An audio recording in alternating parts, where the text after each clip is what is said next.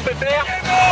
Allez, vite sur le Oh là là là là là là, oh là là là là là là, quelle image! La joie du pistolero à l'arrivée.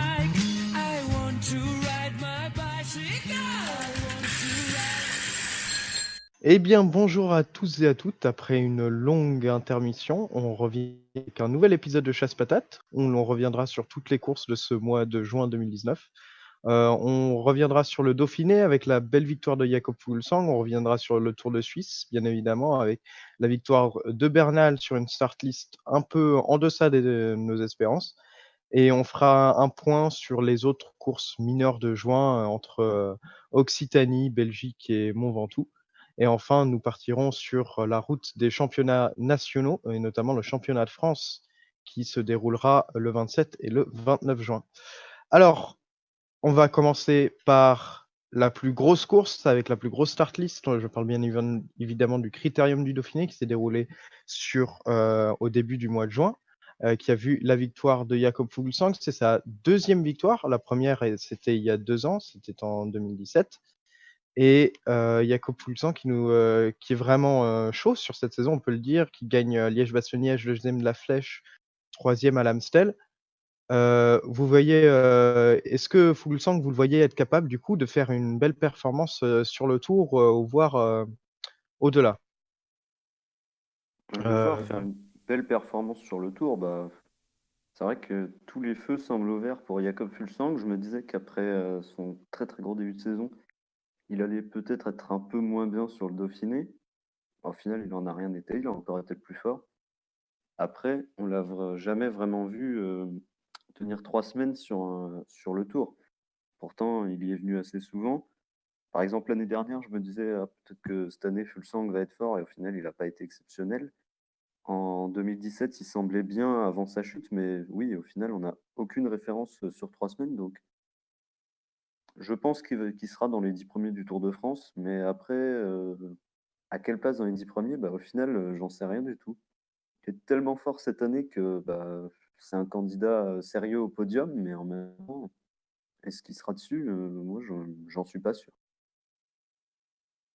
Bah, et toi du coup, Théo, ton avis moi, sur c'est un le peu cas Fuglsang?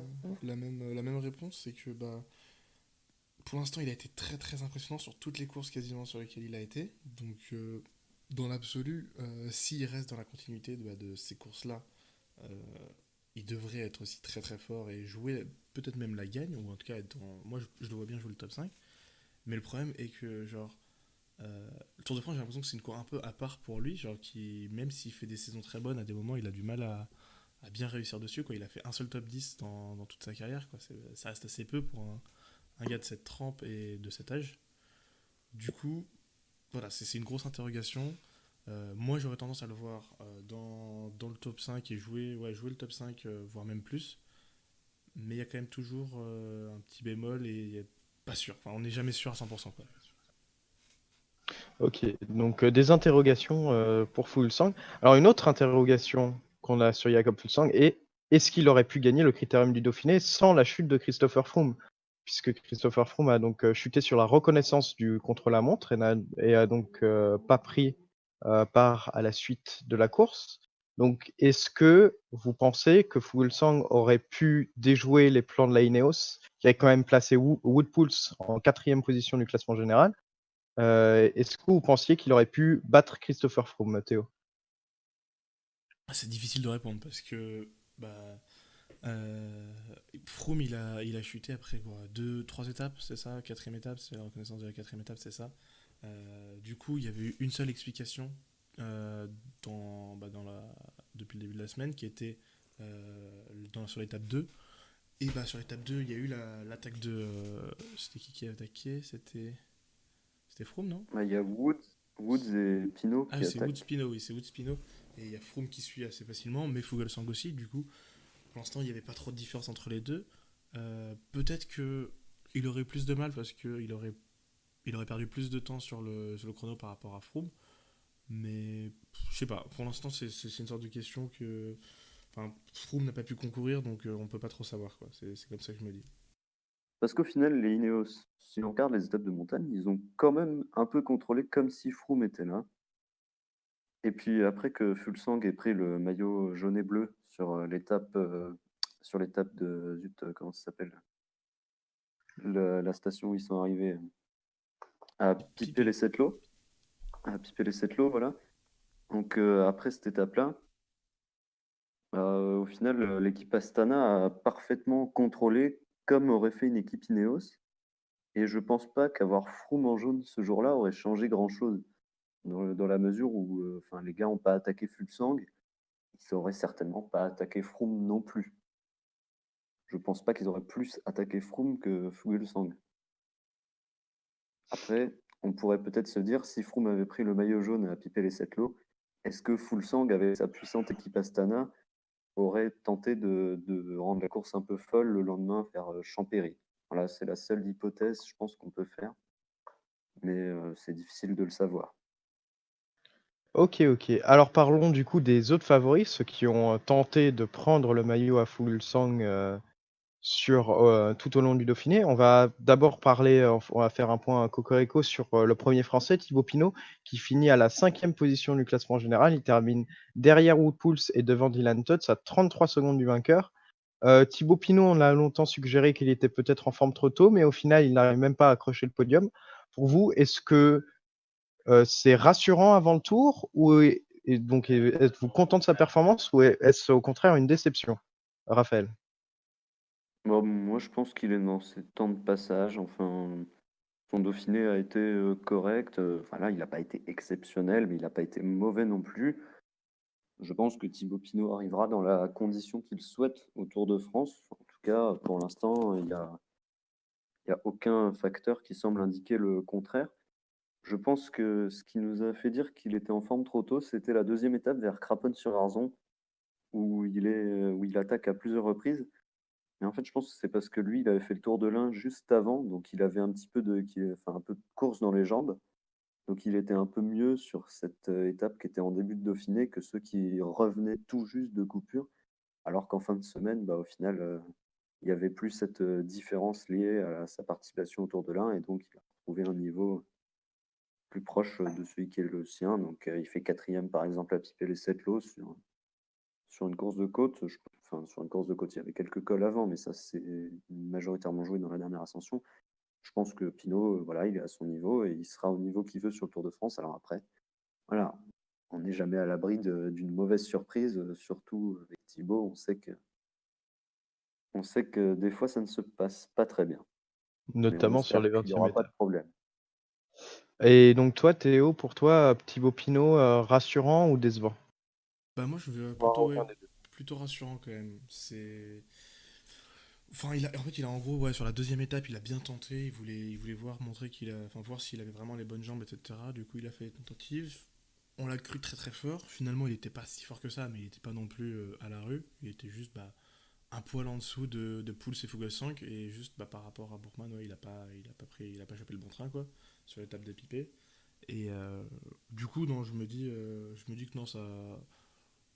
Franchement, j'ai tendance à être plutôt positif sur le Tour de France. Après, bah, enfin, ça reste Pinot. Il peut avoir plein de soucis, il peut se blesser, enfin, il peut être malade. Il y a plein de possibilités. Mais les, pour l'instant, moi, je pense que c'est plutôt positif.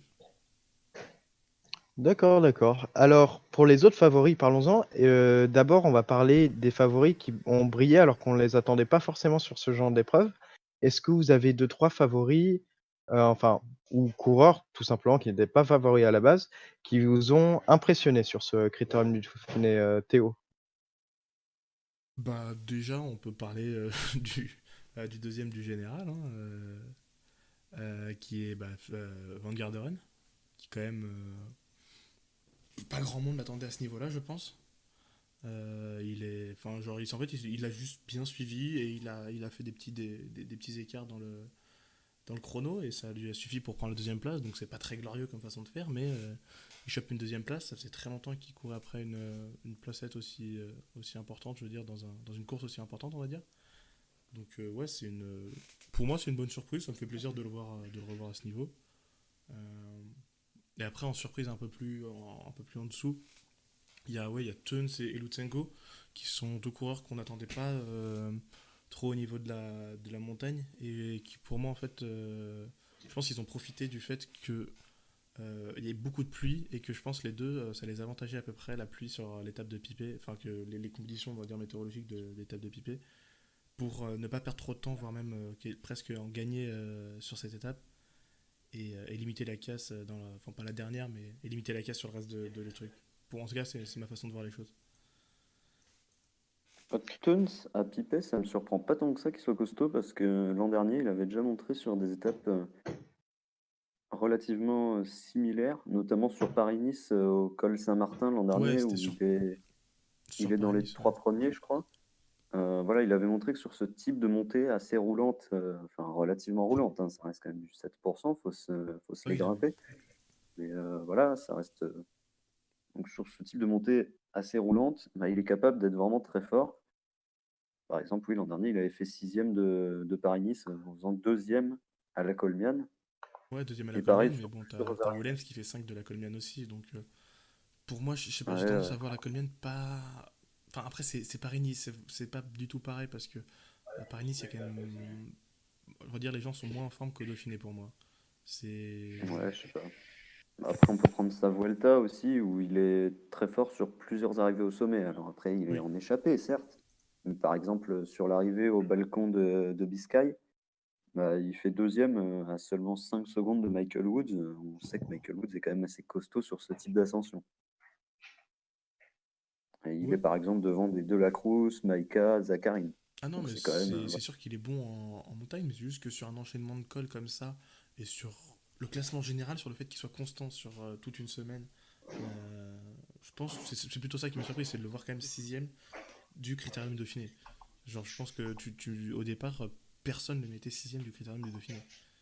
Après, le Oui, c'est parcours de cette année était pas super orienté gros grimpeur, et on y reviendra sur un peu plus tard, mais on a eu 3 étapes de haute montagne, si j'ose dire, une pour Baroudeur où il s'est rien passé, une course de côte à Pipet où en fait on a eu une très longue montée qui favorisait les Tuns, Lutsenko et compagnie, et une dernière étape où il n'y a pas vraiment eu de gros enchaînements de cols et où du coup des mecs comme Tuns ou Dan Martin par exemple étaient beaucoup plus avantagés, ou voire Bourgman comme on a vu sur le Pays Basque était beaucoup plus avantagé vu que c'était plus un enchaînement de côtes avec des pourcentages très durs, mais pas sur de très très longues distances. Donc au final, ça peut peut-être fausser un peu le classement. Je sais pas ce que vous en pensez. bah, fausser le classement. Non, le parcours est comme ça, il est comme ça. Enfin, le classement n'est pas faussé. On n'a pas une vraie représentation de la hiérarchie des grimpeurs. Ouais, c'est Mais ça. C'est après, ça, C'est c'est ce exactement que je ça. voulais on dire. ne va pas dire que le classement est faussé non plus. C'est ce Mais que je voilà, voulais dire, c'est c'est vrai que que le le Dauphiné n'a une pas été épreuve l'indicateur qu'il peut gros être grimpeur, parfois en vue du Tour de France. c'est ça. Et donc du coup, Raphaël, est-ce que tu avais des enfin des bonnes surprises que tu avais relevées pour Eh ajouter à bien, celle de Théo? Ou pas du tout, bon, hein? Tu peux ne pas en avoir, hein, il n'y a pas de souci. si, il y a quand même Lambert, parce que même Mm. s'il a fait un gros début de saison, il n'avait pas montré grand-chose sur les courses par étapes. C'était plutôt sur les courses d'un jour, ou en tout cas, c'était plutôt sur les courses pour puncher. Là, quand même, voilà, sur un col assez long comme Pipele-Setlo, il a été vraiment costaud. Moi, je pensais pas qu'il serait à ce niveau sur ce Dauphiné. Enfin, déjà, je voyais Godu maillot blanc. Bon, au final, ça s'est passé comme ça s'est passé. Et Godu n'a pas été en mesure de jouer le maillot blanc, mais je pense pas que Lambert décrocherait le maillot blanc du Dauphiné. Ouais, surtout aussi large en fait. C'est qu'en gros, il a perdu du temps sur le chrono, etc. Mais il a quasiment toujours été un tout petit peu en dessous des meilleurs, mais jamais vraiment complètement lâché. Parce que des fois, tu peux être maillot blanc, mais être très loin, parce que s'il y a personne devant toi. Mais là, il était juste, il était vraiment bon. Donc du coup, ouais, c'était plutôt agréable et ce sera de bon augure, je pense, pour la Vuelta qui va viser, je pense, cette année. Ouais. Et puis sinon, pas pour le général, mais pour le Dauphiné en général, il y a quand même Van Aert. Ça a été, enfin, je pense que personne pensait que Van Aert gagnerait le chrono comme il l'a fait, par exemple, en mettant plus de 30 secondes au deuxième. Ça, c'était très fort. Et en battant Sam Bennett au sprint également. Oui, bah ça, c'était un sprint un peu particulier quand même, parce il y avait enfin, quelques courbes et tout. Le placement jouait beaucoup. Je pense que, bon, après, c'est sûr que c'est très costaud quand même. Et puis, 2 jours avant, il fait deuxième d'un autre sprint, donc ça reste très fort. Mais moi, c'est surtout le chrono qui m'a marqué. Mettre 30 Oui, secondes au deuxième et 47 secondes à Dumoulin. il a vraiment détruit tout le monde, hein. C'était impressionnant. Alors moi, je vais juste ajouter quelqu'un à votre liste. Je vais ajouter Magnus Cort Nielsen, qui pour moi m'a beaucoup impressionné, qui a tenu le rythme de montagne, qui a fait le tempo pour Jakob Fuglsang. Il avait déjà prouvé qu'il pouvait suivre en montagne en gagnant l'étape du Tour à Carcassonne, notamment en s'imposant après passer, je crois que c'était le mur de Péguerre. Mais là, il prouve aussi qu'il peut être très très solide en tant qu'équipier pour des leaders. Et il a fait le travail qu'on pourrait attendre d'un Van Barle, par exemple, du côté de la Ineos ou d'un Lucro. Donc, très encourageant pour le mini sprinter danois. Bah, pour moi, c'est plus vraiment un sprinter maintenant, hein. Et ça fait un petit moment depuis qu'il est arrivé à l'Astana, il s'est reconverti en fait, hein. Vraiment, c'est plutôt Un passe-partout. un Un grimpeur, tout-terrain, ouais. ouais, un tout-terrain, mais plutôt même pour moi vraiment genre qui grimpe bien et qui du coup avec son bagage de sprinter dans le passé aligne tout le monde quand il arrive au sprint parce que bah juste il est plus véloce que tout le monde. Mais maintenant, dans un sprint massif, je pense qu'on va jamais vraiment le voir. Ça sera des sprints en petit comité où il va pouvoir s'en sortir. Et du coup, moi, j'ai pas été tant que ça surpris. J'ai un peu surpris quand même sur la dernière étape, où vraiment il tient très très très longtemps. Et je m'attendais pas à ce qu'il tienne aussi longtemps, mais moi, enfin, je sais pas, j'aime bien le coureur, du coup, je l'ai pas mal suivi, et ouais, c'est qu'il est. Enfin, ça m'a pas tant que ça surpris qu'il soit aussi fort en montagne, quoi. Ok, ok. Eh ben, après avoir fait un overview des bonnes surprises, on va passer à ceux qui ont déçu. Je pense qu'il y a beaucoup de noms qui vous viennent en tête. Du coup, on va quand même essayer de se cantonner à deux, trois noms par personne. Et du coup, j'avais commencé par Théo pour les bonnes surprises. On va commencer par Raphaël pour les mauvaises. Raphaël, est-ce que tu as deux, trois noms qui te viennent en tête pour ceux qui ont déçu sur ce Dauphiné? Bah déjà, Richie Porte. Richie Porte, enfin, c'est le gars qui est toujours en forme au mois de juin. Vainqueur du Dauphiné il y a 2 ans. Non, pardon, n'importe quoi. Il n'avait pas gagné le Dauphiné il y a 2 ans, mais il était le plus fort et il a couru un peu n'importe comment sur la dernière étape. Et puis bon, l'année dernière, vainqueur du Tour de Suisse. Voilà, il est toujours en forme en juin. Et là, il fait 11e du Dauphiné en étant quand même inexistant. Enfin, il n'a jamais été vraiment en mesure d'être avec les plus forts. Moi, je trouve que Richie Porte, enfin, peut-être qu'il va arriver au Tour en super conditions. Mais voilà, il nous avait habitués à être tout le temps costaud sur les courses d'une semaine. Là, bah, il y a juste eu Vilunga au début de l'année où, comme d'habitude, il éclate tout le monde. Mais sinon, bah, depuis, il est quand même largement en deçà de son niveau habituel. Donc, bah, j'espère que c'est pour arriver en top condition sur le tour. Sinon, je ne sais pas trop quoi en penser. C'est quand même décevant. Et dans une moindre mesure, il y a Quintana, voilà, qui avait fait un gros début de saison et qui fait que 9e du Dauphiné. Mais Quintana, bon, il attaque à Pipet d'assez loin quand même. C'est le premier des favoris à attaquer. Et ensuite, bah, la montée lui convient pas tant que ça, puisque ça s'est joué surtout finalement dans les 2-3 derniers kilomètres avec ceux qui étaient les plus frais sur la fin qui ont fait la différence. Et Quintana, on l'a vu, était pas trop fort à la fin. Et puis le lendemain, il a pas tenté. Déception un peu plus relative pour Quintana. Ouais, moi, c'est bizarre parce que Ok. j'aurais vu l'inverse. Pour moi, la plus grosse déception des deux, c'est Quintana, qui justement, en fait, avait prouvé qu'en début de saison, il était très très fort. Et du coup, bah, on pouvait s'attendre, enfin moi en tout cas je trouvais qu'il était légitime de s'attendre à le voir bah, vraiment, même si enfin en tout cas même si les montées ne lui convenaient pas, ça reste un pur grimpeur, genre il est censé les passer avec les meilleurs, genre il est pas censé être finir à piper avec Lutsenko, Woods, Porte, enfin Porte, voilà, mais derrière Lambert et Teuns, enfin même si ça leur convient mieux, c'est pas censé se passer comme ça pour lui. Donc clairement, ouais, c'était une grosse déception parce que j'en faisais presque un de mes favoris sur ce Dauphiné. Et s'il faisait un bon Dauphiné, j'en faisais limite mon favori pour le tour. Et là, moi, il a été très, très décevant. Alors que Porte, bah, ça fait quoi? Ça fait un an qu'on voit qu'il est qu'il galère. Du coup, je trouvais ça plus relatif dans le sens où bah, il monte en puissance et bah, je m'attendais pas à ce qu'il fasse, à ce qu'il joue la gagne en tout cas. Donc là, bah, il a été moins bon que prévu, c'est sûr, et donc il a été décevant. par définition. Mais, mais j'attends de voir. J'ai l'impression qu'il montait un peu en puissance et du coup, pourquoi pas le voir en forme sur le tour. J'aimerais bien. Mais après, Porte, il est pas en méforme sur le tour les dernières années. C'est juste qu'il a pas de chance, quoi. Ah oui, Enfin, clairement. c'est pour ça, d'habitude, il est en forme sur les courses par étapes. Et sur le tour, par exemple, en 2017, il était en forme, hein, au début, à la planche des belles filles. En 2017, il fait quatrième ou troisième, je sais plus. Au Mont du Chat, il passe avec Chris Froome en tête au sommet, puis il y a cette chute.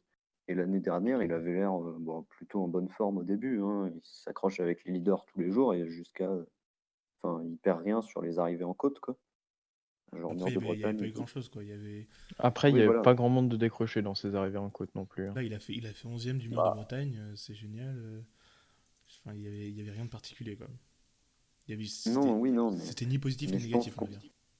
ouais, voilà, je pense qu'on pouvait supposer qu'il était en condition, vu qu'il avait fait, voilà, vu qu'il était avec les meilleurs rameurs de Bretagne, on pouvait supposer qu'il était en condition. Donc je pense que, Ouais. enfin, ouais, d'habitude, il nous habitue à être vraiment bien toute l'année, et là, c'est bizarre, quoi. Je suis un peu surpris. Bah après, il commence à être vieux aussi, hein. Faut pas oublier, il a 34 ans. Peut-être que le poids des années commence à se faire ressentir, hein. Ça peut être une possibilité. Ouais, Alors, peut-être. on a parlé du coup de Nero Quintana, de Richie Porte. On va aussi parler de la décision française quand même. Romain Bardet qui ne finit que 10e, alors qu'il était sur la prépa au Tour quand même. Le Dauphiné, c'est une des courses de préparation au Tour. Alors, on a dit que Thibaut Pinot, lui, il était dans ses temps de passage, il n'y avait pas de quoi s'inquiéter. Mais Bardet, pour le coup, qui est censé être un meilleur pur grimpeur que Pinot, enfin, ça se débat, ça dépend avec qui on Ouais, parle. ouais, tu Mais t'aventures sur un Ouais. terrain dangereux, là. terrain glissant. Terrain Mais glissant. en en termes de performance, pour moi, la performance de Bardet sur le critérium du Dauphiné, ça me rassure pas du tout. Il finit entre Quintana et Porte, certes, mais il finit 10e, entre Quintana qui finit 9e et qui s'est complètement troué, et Richie Porte qui se faisait lâcher à chaque ascension par Dylan Teuns. Donc, est-ce que vous aussi, vous n'êtes vraiment, pas rassuré par, la performance de Bardet, sur le Dauphiné? Bardet, en même temps, il fait 10e d'une course où la majorité des écarts, ils se sont joués où? Ils se sont joués sur le chrono, au final. Enfin, je veux dire, oui, vu l'importance qu'a eu le chrono quand même sur le général. Le chrono faisait quand même quasi 30 kilomètres et les arrivées enfin, en montagne n'ont pas fait de grosses différences. Bardet pouvait guère faire mieux, à part en partant de loin sur la dernière étape, ce qu'il n'a pas tenté de faire. Donc au final, Alors qu'il l'avait annoncé, qu'il voulait être à l'avant coûte que coûte et qu'au final, bon, c'est les fausses promesses de Bardet, on devient habitué, mais à un moment, il faudrait arrêter de se ficher du monde, quoi. oui, mais après, bon, c'est sa façon d'être en interview et je pense pas qu'il la changera. Mais bon, à Pipet, il fait 7e à 13 secondes de Pouls. Il est quasiment au niveau de Pinot, Martignet. Non, je pense pas qu'il faille s'inquiéter de tant que ça. Ouais. Pareil, je pense que limite, ce qui est plus inquiétant, c'est une course dont on va peut-être reparler un petit peu plus tard, mais c'est la course du lendemain du Dauphiné qu'il est pas censé perdre.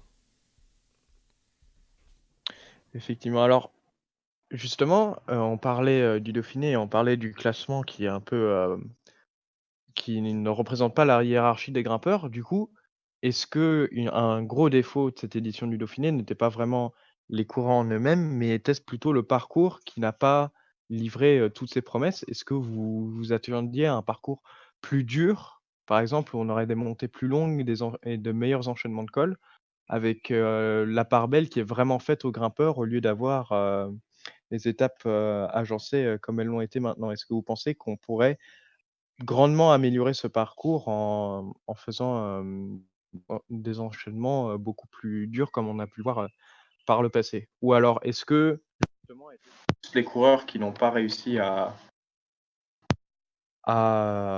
se plier aux attentes? J'ai Euh, commencé. Ouais. Allez-y, du coup, Raphaël?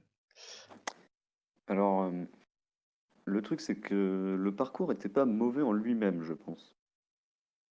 Mais c'était pas vraiment un parcours fait pour un critérium du Dauphiné. Parce que le critérium du Dauphiné, l'image qu'on en a, c'est la préparation Tour de France. on a voilà, une ou deux étapes accidentées éventuellement, un chrono assez long, donc là on avait ça, 30 km, voilà, c'était un bon chrono pour se préparer au Tour, d'autant plus que le chrono du Tour ne sera guère plus long. Et puis ensuite, en général sur Dauphiné, voilà, on a 2, même plutôt 3 voire 4 étapes de montagne, normalement, pour se préparer au Tour. Or là, bah, on n'avait pas grand-chose niveau haute montagne. On n'avait même quasiment pas de haute montagne. Il y avait Pipet, où c'était quand même des pentes relativement douces. Et le lendemain, une étape voilà, vers Champéry qui n'était pas de la haute montagne. C'est pas forcément une mauvaise étape en elle-même, l'étape de Champéry, parce que le col du Corbier était un bon tremplin pour tenter une offensive si tu avais pas mal d'équipiers à l'avant.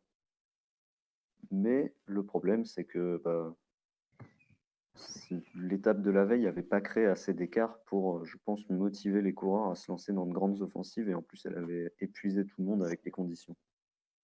Et donc, le problème, c'est peut-être plutôt l'étape de la veille au final. Par exemple, à Pipet, si on avait mis une grosse étape avec une grosse course de côte, des pourcentages, peut-être que ça aurait créé des très gros écarts entre les coureurs et qu'au final, le lendemain, ça aurait, tout le monde aurait tenté. Même si, quand on voit que même dans la montée finale, personne n'a tenté avant la flamme rouge, on peut se dire que c'est pas sûr. Donc, en conclusion, le parcours n'était pas forcément mauvais, je pense, mais c'est pas un parcours de critérium du Dauphiné. Bah, je suis plutôt d'accord, enfin même quasiment complètement d'accord avec toi. J'aurais bien vu une troisième vraie étape de montagne, même si bon là il y en avait une et demie on va dire, mais genre mettre par exemple celle du vendredi, faire une vraie étape de montagne avec soit une arrivée en côte, soit ou une arrivée en descente, c'est aucun souci, mais par contre avec un vrai col quoi. Le col de Beaune était vraiment clairement pas assez dur pour faire des écarts et c'est bien dommage. Et pour moi, un truc que tu as dit, mais sur lequel j'ai envie d'appuyer encore plus, c'est vraiment les conditions météo de la course de Pipé, qui pour moi, je pense, ont rendu les écarts aussi insignifiants. Parce que avec ce vent et cette pluie qu'il y avait, c'était difficile de sortir et de faire des gros écarts. Donc on a vu, donc, la seule attaque vraiment très très très puissante, enfin il y en a eu deux, quoi. Il y a eu Pouls et Fuglsang, mais encore Fuglsang, j'ai l'impression qu'il sort presque au train, quoi. C'était pas, il suit Bourman, c'est pas très, c'était pas l'attaque la plus puissante qu'on ait vue, euh, en tout cas visuellement. Mais du coup, c'était difficile de faire des gros écarts avec. Enfin, sur le cas, c'est mon impression. Et surtout, ça les a complètement lessivés pour l'étape du lendemain, où clairement ils se sont dit bon, on va pas prendre autant de risques pour essayer de renverser le truc. Nous, on vise le tour. Enfin, la plupart des gens, ils visent le tour. Ils se disent bon, bah voilà, là on fait notre entraînement. Si ça se passe pas mal, si on gagne pas, bah tant pis. Mais le but, c'est quand même le tour. Je pense qu'ils étaient plutôt dans cette optique-là. Ok, ok, donc on pense plutôt sur un bon parcours, mais pas adapté à un critérium du Dauphiné.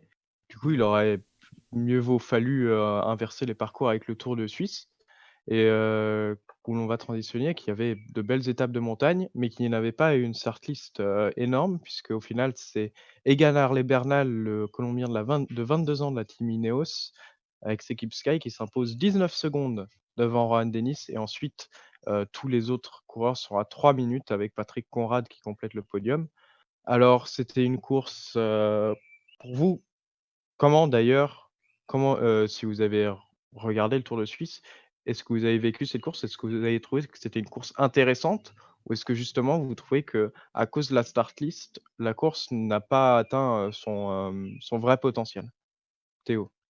Euh, Après, je l'ai suivi à moitié cette course. Enfin, je regardais vite fait de temps en temps. Je jetais un œil dessus, mais je faisais d'autres choses à côté, donc c'était un peu compliqué. Mais malgré tout, j'ai été à moitié déçu. En fait, une des déceptions, c'était. J'aurais bien aimé voir en fait Thomas aussi ce qu'il allait donner, donc sans sa chute, quoi. Mais malgré tout, j'ai été content des étapes, malgré tout. Il y a eu des attaques, les attaques de Bernal étaient intéressantes. Même Denis a tenté en montagne. Enfin, il y a quand même des enseignements à tirer, même si la start list est clairement pas la même que sur le Dauphiné. Je trouve que c'était. En fait, genre la start list, moi ça me dérange pas d'avoir une start list de merde si la course est intéressante. Genre, je m'en fiche, c'est pas grave du tout. Là, la course n'était pas la plus intéressante, mais ça va, elle était pas non plus nulle. Donc, ouais, plutôt un bon Tour de Suisse pour ma part. Pareil, Et j'ai toi, bien aimé regarder le Tour de Suisse. J'ai trouvé ça assez sympa parce que les étapes, voilà, par exemple la première étape après le prologue, il y a eu le final avec Sanchez. C'était assez sympa à suivre. Et puis ensuite, les trois étapes de montagne, voilà, on a eu, bon, après c'était deux courses de côte et une étape avec enchaînement de col, mais l'enchaînement de col n'a pas déçu, quoi. Il y a eu la bagarre pour former l'échappée qui était assez sympa. Derrière, un gros écrémage dans le Saint-Gothard. Et puis Denis qui a tenté sa chance alors que je pensais qu'il se contenterait de sa deuxième place. Et puis bon, le numéro de Hugh Carty, c'était quelque chose quand même, hein. Voilà, moi je n'ai pas été déçu par le Tour de Suisse. Je trouvais ça assez sympa. Ça exploitait bien le potentiel du pays avec ses cols de haute altitude. alors du coup, on parlait justement d'une start list très faible. Il y avait quand même quelques favoris au départ. Et quels favoris vous ont le plus déçu sur cette course du Tour de Suisse? Alors, on va garder Thomas comme un cas à part et on y reviendra juste après avoir fait un petit tour des favoris. Et on va se concentrer sur ceux qui ont fini la course plus ou moins. Donc du coup, on va commencer par Raphaël. Est-ce qu'il y a des favoris qui t'ont impressionné ou est-ce qu'au contraire, il y en a qui ont vraiment déçu de ton côté? Bah, des deux côtés, hein, au final, il y en a qui m'ont déçu. Il y a Henrik Mas notamment, que je voyais le deuxième derrière Bernal, clairement. Déjà parce qu'Henrik Mas, il est assez bon en montagne, mais il est aussi assez fort en chrono. L'année dernière, je crois que sur le dernier chrono du Tour de Suisse, il avait fait une très grosse performance. Et, euh, et là, il n'a jamais été en mesure de même aller jouer le podium, quoi.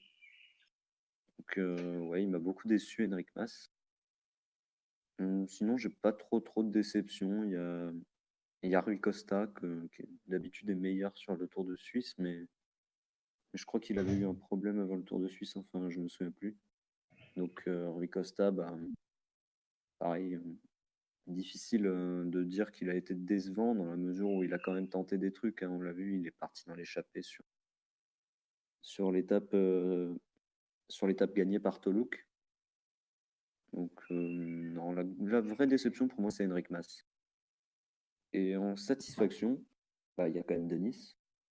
Denis, je ne le voyais pas du tout être aussi fort parce que lui et Bernal, ils mettent quand même tout le monde à 3 minutes. Et Denis s'accroche très très bien dans l'école. Et sinon, il y a Bettencourt, hein. Bettencourt qui revient à un très bon niveau cette année. On l'a déjà sur le Tour de Romandie, on avait vu qu'il était plutôt pas mal. Quelques jours avant le Tour de Romandie, il avait décroché sur la Classica Primavera des Amorebieta sa première victoire depuis 3 ans, ou 4 ans, je crois. Et là, donc, huitième du Tour de Suisse en faisant sixième de l'étape Rennes, c'est plutôt pas mal. Donc, j'ai hâte de voir si Bettencourt peut encore monter en niveau jusqu'à la Vuelta. Et si c'est le cas, je serais très content. D'accord, d'accord et donc du côté, de ton côté, Théo, quelques favoris qui t'ont marqué, tant par du positif que du négatif? D'abord, avant ça, je vais revenir vite fait sur Mas, qui pour moi Ah vas-y. a été décevant un petit peu, surtout sur la première en fait, étape de montagne, mais je trouve que et le chrono aussi. Mais je trouve que sur les deux étapes de montagne suivantes, il était bon, surtout sur la deuxième en fait, la deuxième étape de montagne, il a tenté son va-tout. Franchement, il a joué le coup comme il pouvait, avec les moyens qu'il avait sur le moment. Et enfin, au moins, j'ai aimé le tempérament. Voilà, c'est que bon, malgré tout, il a été décevant au niveau de physique, mais au moins, il a tenté des choses parce qu'il y en a qui s'écrasent complètement et juste ne tentent rien. Donc voilà, c'est un côté positif à noter malgré la déception. Euh, C'est vrai. Ensuite, en déception, il y a Fabio Aru, même si bon, ça commence à devenir de plus en plus récurrent. Je ne sais pas s'il faut en parler comme ça. Et bon, après, c'est une petite déception personnelle. C'est Kelderman qui était sur sa course de reprise après sa clavicule qui se fait quasiment chaque année, quoi. Du coup, je m'attendais à ce qu'il soit pas forcément dans le top 5 ou quoi que ce soit, mais que ce soit pas mauvais. Là, clairement, il était complètement à l'ouest sur le chrono. Il a réussi à faire une bonne étape sur la dernière, mais c'était quand même très très mauvais. En tout cas, pour le niveau qu'il nous a habitués à voir. Donc je suis un peu.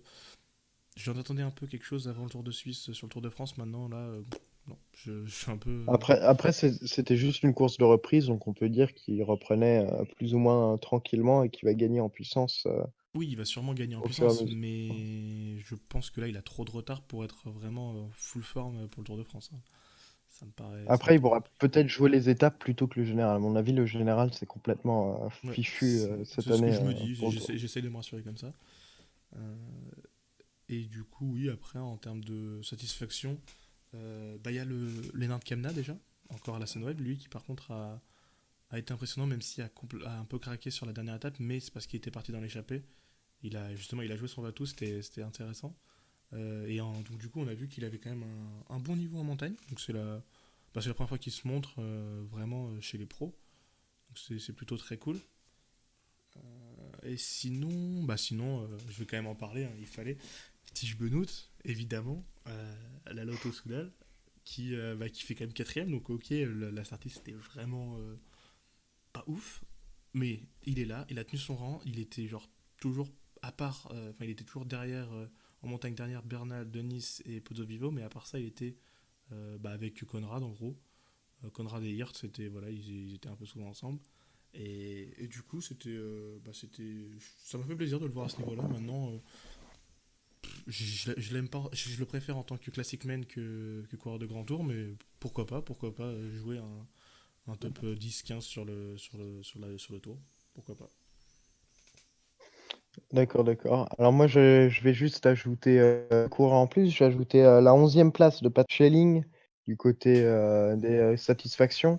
Il termine juste derrière Nicolas Roche, juste devant Marc Soler et qui fait une très bonne performance pour l'équipe nationale de Suisse. On l'attendait vraiment, enfin moi je l'attendais vraiment pas à ce niveau. Il a vraiment réussi à faire de bonnes performances. Il y a un moment, il s'accroche avec Pozzovivo sur très longtemps dans les pavés du Saint-Gothard. Et la deuxième, c'est la bonne performance, de l'espoir français Aurélien Paré-Peintre, pour AG2R La Mondiale, qui était sur une de ses premières vraies grosses courses, grosses courses par étapes et qui finit 16e, donc derrière Castroviejo, devant Kemna. C'est peut-être pas énorme, mais pour son âge, c'est vraiment encourageant et c'est peut-être, de bon augure pour la suite. Donc du coup, après avoir, passé, en Suisse rapidement, on va parler de la Scoomoun britannique puisque Chris Froome chute sur la reconnaissance de la 4e étape du Dauphiné. Ensuite, Adam Yates abandonne, la veille de la dernière étape du Dauphiné et enfin Thomas chute et abandonne sur la 2e ou 3e étape du Tour de Suisse et est forcé à l'abandon. Alors Froome, déjà, on sait qu'il sera forfait pour le Tour, qu'il ne courra pas. Adam Yates, ça a pas l'air d'être trop grave, enfin, on sait pas très, très bien ce qui s'est passé, donc il courra le Tour. Mais Thomas, c'est, le seul point qui est un peu vague. Alors est-ce que pour vous, la chute de Thomas impactera sa préparation au Tour et est-ce que cela impactera ses qualités en tant que leader? Est-ce que la l'Ineos ne devrait pas se rabattre sur Bernal juste pour, être safe? Théo? Pardon, pour moi déjà, pour répondre à ta question, clairement, je pense que Thomas sera vraiment à 100% ou à 99% sur le tour et le dernier pourcent il va le gagner après 3 jours quoi. Enfin genre j'ai aucun souci, enfin je me fais aucun souci pour le niveau de Thomas sur le tour. Je pense que sa chute elle aurait pu être grave mais finalement elle était assez anodine donc tant mieux pour lui et tant mieux pour la Ineos aussi parce que bah du coup ils auront deux cartes à jouer. Je pense qu'il faut pas qu'ils en privilégient une ou s'il faut en privilégier une c'est plutôt Thomas pour l'instant et garder Bernal au cas où, on va dire. Après, par contre, pour Froome, enfin, c'est chaud. Limite, ça pourrait sonner le glas de sa carrière. Enfin, pas le glas, mais il va peut-être recourir après, mais peut-être qu'il ne retrouvera jamais son niveau. Ça, c'est une possibilité qu'il faut pas oublier. Donc, ouais, c'est triste, mais bon, c'est une page qui se tourne. Il y en a qui s'en réjouiront peut-être, enfin, pas de la chute, mais du fait que la page que tourne. Et après, Dami Yates, je t'avoue que j'ai pas très bien compris. Je sais pas, apparemment il était malade un petit peu, mais je sais pas. Là, j'ai pas trop compris la raison vraiment, la vraie raison de son abandon, parce que bon, c'est pas comme s'il était vraiment. Enfin, il lui restait combien? Il lui restait 35 bornes à faire ou 40 bornes à faire au moment de son abandon, quoi. Je suis pas sûr que c'était ça qui allait lui changer la vie. Donc je sais pas. Là, j'ai pas trop d'idées à ce niveau-là. Et Ah, toi, pour Raphaël, Yates, du coup? pour Yates, à mon avis, c'est avec l'étape de la veille, avec la pluie et tout, il a dû choper un virus ou quelque chose du genre. Enfin, je vois rien d'autre qui Ouais, peut mais expliquer même son abandon dans à... ce cas-là, même s'il chope un virus, genre, Ouais, enfin, je sais il était à pas, ouais. 30-40 bornes de l'arrivée, il était resté dans le peloton sans, enfin, il n'y avait pas eu trop de soucis ou quoi que ce soit. Oui, oui, Enfin, genre, je oui, sais pas si c'est ça changeait vraiment surprenant, mais beaucoup je sais pas. de lui faire courir 40 km de plus, quoi. Après, Ouais, peut-être qu'il se sentait vraiment mal et il voulait pas tenter le diable. Peut-être C'est qu'il vrai voulait. qu'il a un peu toujours une poker oui, face, on sait jamais trop comment il est, donc peut-être. Ouais, il y a peut-être ça aussi. ouais, parce que c'est vrai que c'est un peu bizarre comme ça d'abandonner enfin, une deuxième place du Dauphiné quand même. C'est vrai que ça m'a surpris aussi, mais enfin, comme ça a dû surprendre tout le monde, mais après, ouais, comme on ne sait pas ce qu'il avait, c'est dur de se prononcer. Concernant Geraint Thomas, bah, je pense qu'il sera prêt quand même, parce que les Néos, ils sont pas du genre à rater la prépa de leur coureur. Ils laissent rien au hasard. C'est vraiment l'équipe où on sait qu'ils vont amener leur coureur pile en forme au bon moment pour le Tour de France. Je pense que Thomas sera en forme. Alors après, à 100%, je sais pas, parce que la chute a quand même dû, oui, perturber un peu. Déjà que cette année, il est beaucoup moins aérien que l'année dernière sur les courses par étapes. L'année dernière, il était très fort sur dès le Tour d'Algarve, Tirreno Adriatico. Il avait gagné le Dauphiné, voilà, il avait été très fort toute la saison avant le Tour de France. Là, il n'a rien gagné avant le Tour. Donc, je pensais que le Tour de Suisse allait permettre de s'étalonner. Au final, pas de Tour de Suisse. Donc, au final, je pense que Geraint Thomas arrivera en condition, mais est-ce que ce sera à 80, 80, 85 ou 100%? Je ne sais pas. Après, l'équipe Ineos a tout intérêt à faire croire le plus longtemps possible à sa concurrence que Geraint Thomas est à 100% pour justement que tout le monde ait peur d'attaquer et pour que tout le monde ait peur de se faire contrer par Bernal ou par Thomas. Enfin voilà, pour que tout le monde ait peur de se retrouver face à deux Ineos au top. Même si Thomas n'est pas à 100%, ils ont intérêt à faire croire ça. Ok, ok.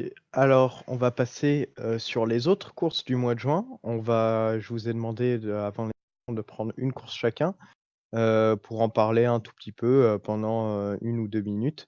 Et juste pour nous donner un peu l'importance de cette course au cours pour les différents coureurs qui y participaient. Alors, je vais commencer par la course qui a été disputée en premier, et c'est celle de Raphaël. Alors, Raphaël, quelle course as-tu choisi? Eh bien, j'ai choisi le Tour de Belgique, donc c'est pas forcément une course dont on parle beaucoup en général, et pourtant c'est une des plus vieilles courses par étapes du calendrier.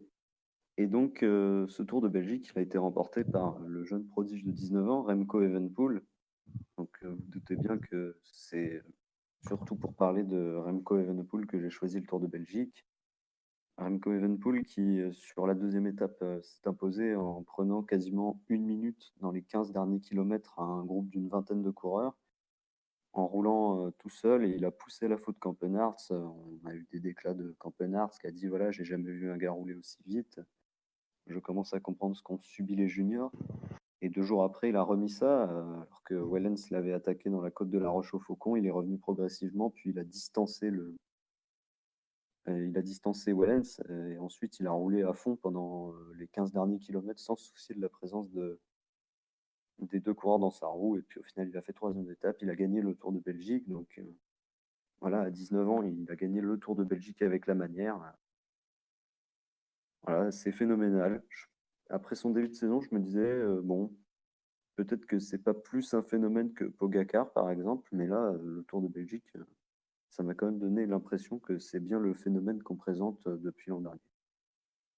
Ok, donc un Tour de Belgique qui confirme le statut de futur grand de Remco Evenepoel qui a pu se tester face aux meilleurs Belges tels que Victor Campenaerts et Tim Wellens. Alors, la prochaine course, c'est celle que j'ai choisie. Ce n'est pas une course par étape, c'est une course d'un jour qui s'est déroulée juste après le Critérium du Dauphiné. C'était la première édition du Mont Ventoux Dénivelé Challenge.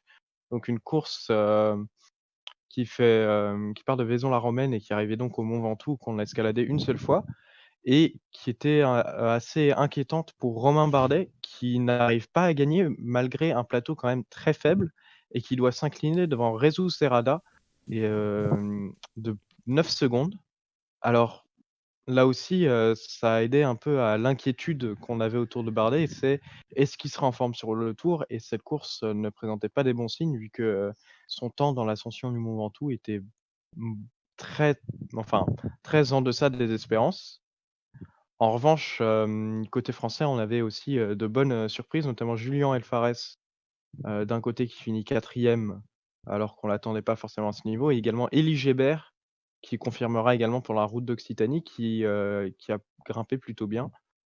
Côté déception, on aurait pu noter également, Joe Dombrowski qui malgré, avoir, qui était sorti d'un Giro assez bon, qui finit que 16e à près de 5 minutes 30 de Jesus Serrada derrière Romain Hardy, devant Alexis Guillermo. Donc des déceptions, mais aussi, des notes encourageantes pour, des jeunes coureurs tels qu'Elie Gébert ou encore des vétérans tels que Julien Alvarez. Mais le gros, la grosse, nouvelle, c'est que Romain Bardet se fait battre par Jesus Serrada sur une montée qui l'avantageait particulièrement et que donc ce n'est peut-être pas un des, très bons signes pour le Tour. Alors, on va passer, à celle de Théo, qui est la dernière sur la liste. Alors Théo, on t'écoute. Bah du coup, c'est un peu facile. Donc il y avait là maintenant, il reste plus que la Tour de Slovénie ou la Route d'Occitanie. Bon, j'ai choisi la Route d'Occitanie. Euh, Bah déjà, tu parlais de Bardet qui est peut-être pas très encourageant suite à son Mont Ventoux dénivelé challenge. Au moins, on sait qu'il aura un équipier qui sera normalement plutôt sûr, parce que bah là, on a vu Galopin qui était quasiment toujours avec les meilleurs de cette route d'Occitanie. Donc c'est plutôt très positif pour AG2R et pour Romain Bardet dans le, dans l'objectif de gagner potentiellement le Tour de France. Bon, je sais pas si c'est son objectif, mais j'imagine. Enfin, j'espère pour lui. Et donc du coup, la route d'Occitanie, c'est quand même, on va dire, après le Tour de Suisse et le Critérium du Dauphiné, c'était la troisième étape où on avait des potentiels favoris du Tour qui pouvaient s'y trouver. Bon, il n'y en a pas beaucoup, hein. Il y en a peut-être un, c'est Rigoberto Urán, et un deuxième avec Valverde, mais je sais pas si on peut appeler ça. En tout cas, c'est des grands coureurs qui vont participer au Tour de France. Voilà, on va plutôt dire ça comme ça. Et du coup, bah, Valverde qui gagne assez tranquillement, on va dire, cette route d'Occitanie. En fait, il gagne la première étape genre sur son punch, et après, à part ça, en fait, il se fait juste pas décrocher de la roue par Sosa, et puis ça suffit, quoi. Donc plutôt positif. On l'a vu très très maigre par rapport au début de saison. Et après, Rigoberto Urán, donc qui voilà, était pas transcendant, mais a fait le taf. Voilà. Bon, il n'a pas été particulièrement. Il a pas. Enfin, normalement, à son meilleur niveau, normalement, il aurait dû être meilleur que ça. Mais ça va, il est pas non plus trop en retard, donc pourquoi pas être bien sur le Tour de France. Eh bien, cela conclut du coup les courses, qui se sont passées, enfin les courses, dont on a déjà eu les résultats. Alors le mois de juin n'est pas fini, puisqu'avant le Tour de France, nous avons les championnats nationaux. Alors, il y a des championnats nationaux sur près, de 75 pays, sur, la période du 23 au 31 juin. Du coup, on va plutôt se concentrer sur, nos championnats à nous, c'est-à-dire les championnats de France, de cyclisme qui se dérouleront à La Haye-Faussière, dans, le département Loire-Atlantique, donc, dans le Pays de la Loire, sur un circuit plutôt plat, mais, avec, quelques côtes qui peuvent avantager éventuellement soit un sprinter qui passe bien les bosses, soit, un puncher, voire même une échappée. Alors, pour vous, qui va gagner ces championnats de France et qui va gagner le chrono? Même si sur le chrono, il y aura un peu moins de suspense, je pense, Raphaël? Bah, pour les championnats de France en ligne, je vois quand même l'équipe Groupama FDJ, comme d'habitude, maîtriser son sujet. Après, je ne sais pas si le boss est assez sélectif pour faire sauter Arnaud Démare, mais Je pense que si la Groupama FDJ joue tout sur lui, elle sera capable de le faire gagner. Sinon, pourquoi pas Rudy Mollard? Et pour le contre-la-montre, je vois bien Rémi Cavagna. Et donc du coup, Groupama FDJ en force, sur, la course en ligne. À noter l'absence de Julien Alaphilippe sur un parcours qui pouvait lui convenir. Est-ce que c'est, assez décevant de ne pas le voir ou est-ce que vous vouliez qu'il, vous préfériez qu'il se concentre vraiment à fond sur sa préparation pour le Tour, Théo? Bah, je trouve ça décevant, peut-être pas forcément décevant, mais c'est dommage pour lui parce que clairement ça fait partie des parcours qui lui conviennent très bien, donc il avait sa chance, il aurait pu gagner et être champion de France. Bon, après, s'il a choisi de se concentrer sur le Tour, bah, tant mieux pour lui, peut-être qu'il sera meilleur sur le Tour. C'est pas trop grave. Enfin, c'est pas. Je pense qu'il aura d'autres occasions d'être champion de France. Autant qu'il prenne son temps. Là, pour l'instant, il est sur le Tour de France. Il fait comme il veut. En fait, faut qu'il court un peu comme lui le veut. Je pense que c'est vraiment la meilleure chose pour lui. Euh, et sinon, après, au niveau des favoris, bah, j'en ai parlé sur la route d'Occitanie et, et on sait de qui je vais parler, mais je parle de Galopin, qui va peut-être enfin réussir à gagner. Parce que le parcours a malgré tout une bosse quand même qui est assez pentue, qui s'appelle le mur de Saint-Fiacre. Donc c'est très court, mais très pentu. Enfin, ça a l'air très pentu. Je sais pas, j'ai pas les pourcentages, mais ça a l'air pentu. En tout cas, quand on voit une vidéo des personnes qui roulent dessus, c'est pas tout plat du tout. Donc je me dis, il peut sortir dans un petit groupe et essayer de le régler, ou alors juste sortir en costaud. Pourquoi pas. Mais par contre, si la FDJ parvient à tout cadenasser de A à Z, ouais, je vois pas comment Desmar peut être battu. D'accord, d'accord. Alors je vous rappelle juste, les dates pour, ceux qui nous écoutent, du championnat de France. Donc le contre-la-montre, tout le monde sera en même temps. Les femmes, les élites et les amateurs s'élanceront le 27 juin. Les femmes commenceront à 13h16, tandis que les hommes commenceront à 14h34 et les, coureurs devraient arriver vers, 18h16 pour les hommes et 15h08 pour les femmes selon le programme officiel. Pour les épreuves en ligne, on commencera avec le championnat de France amateur qui s'élancera le 29 juin à 8h15 et qui arrivera vers midi, tandis que les femmes, s'élanceraient 1 heure plus tard et arriveraient vers 17h. Et enfin, on conclura avec les hommes qui, eux, s'élanceront le 30 juin à 10h30 et qui devraient arriver vers 16h52, et la course devrait être retransmise comme d'habitude sur France 3. Alors cela, avec les championnats de France, cela conclut un peu notre podcast, mais avant, de passer à la conclusion, je vais donc vous proposer un petit quiz sur, les épreuves, donc 5 questions au total. 2 questions qui porteront sur le Dauphiné, 2 sur la Suisse et 1 sur les championnats nationaux. Alors, la première question, c'est, qui est le premier coureur, non européen à avoir remporté le Dauphiné et en quelle année? Non européen. Oh. Greg LeMond, C'est ça, c'est Ouais, Greg LeMond, effectivement. en quelle année, pardon? Et alors l'année? 1983 alors. C'est J'aurais dit 83. Ah ouais, C'est dommage. Greg LeMond en 1983 qui était, suivi, l'année suivante par le Colombien Ramirez, Ah oui, contre Bernard Hinault. absolument. Alors la deuxième question, elle porte plus sur un coureur plutôt que la course elle-même. C'est quel coureur a, comme Fuglsang, remporté le Dauphiné au moins 2 fois depuis l'année 2000? Alors il y en a entre 4 et 5 selon votre définition de vainqueur. Bah, il y a Chris Froome déjà. Il y a Chris Froome effectivement, 2013, 2015 et 2016. Après, Lance Armstrong, mais Voilà, Ben Wiggins aussi, 2002-2003, non? mais oui, tout à fait, 2011 et avec 2012. Vinokourov. Non, Vinokourov n'a pas remporté 2 fois ou Ah, plus depuis Valverde. 2000. Valverde, tout Oh, à fait, 2 années Valverde. d'affilée, 2008 et 2009. Et il en manque un qui les a gagnés, mais avec beaucoup d'écart. Tyler Hamilton? Non, ce n'est pas lui.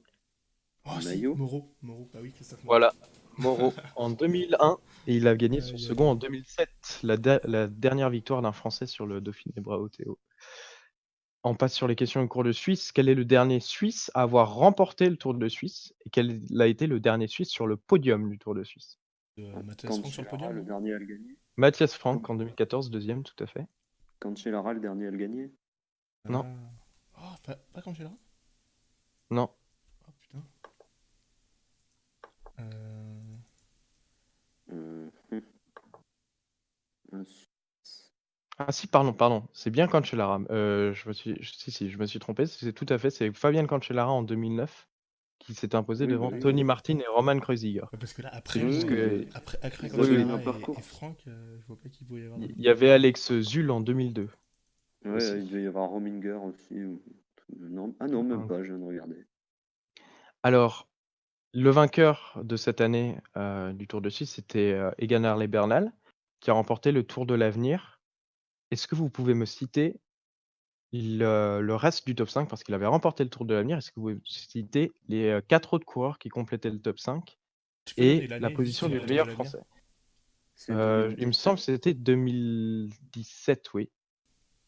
Il y avait Lambert qui a terminé deuxième, tout à fait. L'année de l'Ambra. Alors, il y a Sivakov qui gagne la dernière étape, mais je crois qu'il Mais est pas dans le Sivakov a top 5. terminé 24e, donc très très loin. Ah si, il devait y avoir. Comment il s'appelle? Le mec de Il y a Lucas Egg. Hamilton. Niklas Egg, il devait y avoir. Oui, tout à fait, il est troisième. Et il nous Lucas reste, Hamilton, oui, quatrième. Et il nous reste un Belge en 5e position également. Steph Kras? un Belge. Stef Kras, tout à fait. Et le meilleur français, il avait Oh là. terminé 15e cette année-là, Madouas. c'était Valentin Oh, Madouas. Madouas. Ah, donc il était déjà bon. Effectivement. Il était déjà bon en montagne en fait. Alors, et la dernière question, c'est du coup une question en deux parties. Sur les championnats de France, qui a remporté le plus de championnats de France en ligne et qui l'a remporté le plus sur le contre-la-montre? Chez les hommes, on parle. En ligne, Chez les hommes. c'est Stablinski et contre la montre, ça doit être Chavanel. Voilà, tout à Bon, fait. bah, C'est bien joué à 4 toi. C'était une belle 4 pour victoire. Stamlinski et 6 pour Chavanel.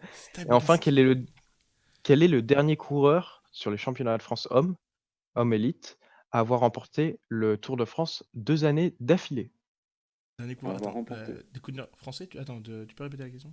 Donc sur les championnats de France, c'est le dernier coureur français à avoir remporté le championnat élite homme sur route 2 années d'affilée. Ah putain, c'est pas. Jalabert. Non, c'était pas Jalabert. Ah, ça date de plus loin que Roux ou Vichot. Oui, non, je Vichot sais, l'avait remporté. en fait, je suis en train de les faire dans l'ordre. 2 années de suite. 2 années de suite. Bernard. Mais non, Bernard Hinault n'a pas gagné 2 années de suite. Ah, Bah, Stablinski. Non, c'était plus récemment. Plus récent que Stabli. Ouais, mais Stablinski, c'était il y a longtemps aussi. Plus récemment que Bernard Hinault. Ah. Jackie Durand. C'est ça. Oh, C'est Jackie Jackie Durand qui fait le doublé en 1993 et en Chut. 1994. Putain, c'est trop vieux ça, je savais même pas qui avait été champion de France. Mais Donc si, voilà, il y a donc. un championnat de France où il y a Gérard Ruet devant, je crois, où il l'attaque et il le rattrape. Un truc comme ça. Enfin, où il a un équipier devant et il le condamne. Ah, je sais pas, je t'avoue que moi. Enfin bon, Avant ma après, naissance, déjà, je commence à avoir du mal. Hein. ceux qui ont pu le regarder se souviendront mieux que moi, je pense.